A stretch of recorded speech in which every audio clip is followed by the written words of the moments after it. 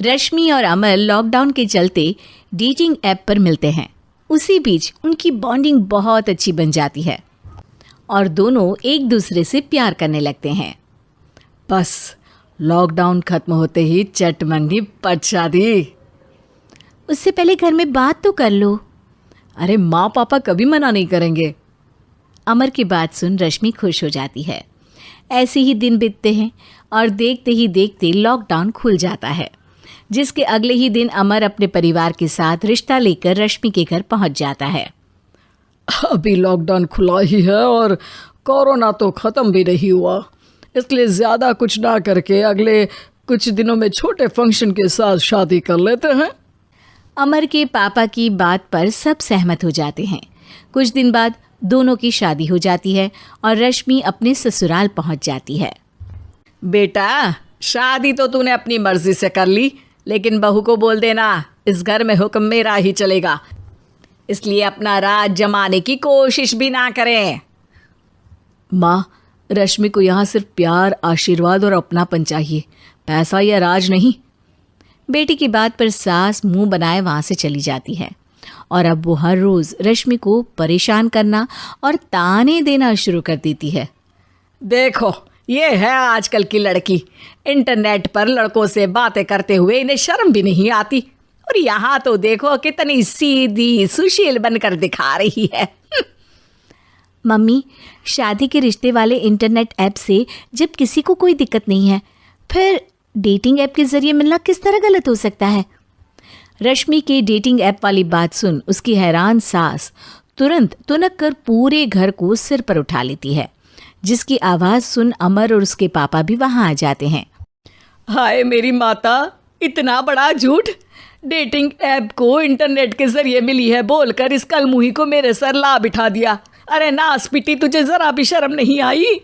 वहाँ न जाने कितने लड़कों से गुलू गुलू करके तुझे मेरा ही लड़का मिला था फंसाने के लिए। माँ, मुझे तो समझ नहीं आ रहा क्या बोले जा रही हो। डेटिंग ऐप इस्तेमाल करना कोई अपराध नहीं है, और तुम रश्मि को ऐसा कैसे बोल सकती हो? मैं भी तो था उस ऐप पर। पहले उसके लिए माँ से झूठ बोला और अब लड़ाई कर रहा है। सास और अमर की बात सुनकर रश्मि हैरान खड़ी रहती है।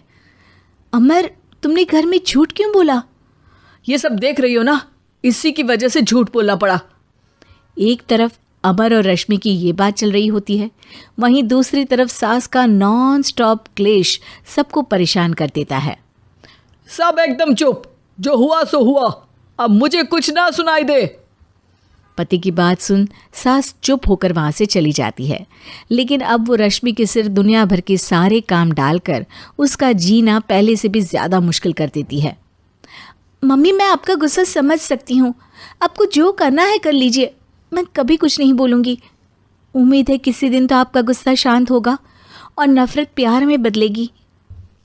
रश्मि की अच्छाई को उसका नाटक समझकर सास गुस्से के 7वें आसमान पर चढ़ जाती है और उसी शाम रश्मि को नीचा दिखाने के लिए अपनी सहेलियों को घर बुलाकर उसकी बुराइयां करने लगती है। अरे कौशल्या, क्या बताऊं, आजकल के बच्चे ना बहुत एडवांस हो गए हैं। पहले रिश्ते घर परिवार वाले सब देख परख के कराते थे, और अब ये लोग खुद न जाने कहाँ कहाँ मिलकर खुद ही सब कुछ पक्का करके हमें बता देते हैं। लड़की का कैसा दिन धर्म, कैसा ईमान, कैसा चरित्र कुछ नहीं पता, बस प्यार किया और घर लाकर बिठा देते हैं। अरे ऐसा क्यों बोलती हो? आजकल बच्चे अपने आप में बहुत समझदार हो गए हैं, और फिर पूरी ज़िंदगी तो उन दोनों को ही साथ निभानी है। अपनी पसंद से शादी कर भी ले तो क्या दिक्कत? तू ही देख ले, पहले इतना अच्छा बेटा और अब सोने पर सुहागे जैसी सर्वगुण संपन्न बहू। और पता है, अभी कुछ दिन पहले मेरी बेटी ने मुझे डेटिंग ऐप के बारे में बताया, जहाँ लड़का लड़की अपनी पसंद से अपने आप एक दूसरे को चुन लेते हैं, और फिर अगर सब सही रहता है तो बात आगे भी बढ़ जाती है। अरे इसमें इतना खुश होकर क्या बता रही हो? ये तो गलत है। न जाने कौन क्या है, कितना झूठ कितना सच है। अरे पर सोचो, जब तुम किसी के बताए रिश्ते को देखने जाते हो तो क्या एक ही बार देखने से सच झूठ का पता लगा सकती हो? ज़रूरी नहीं कि बच्चों का लिया फैसला हमेशा गलत हो। अरे बहुत बार हमसे भी तो गलत फैसले होते हैं ना।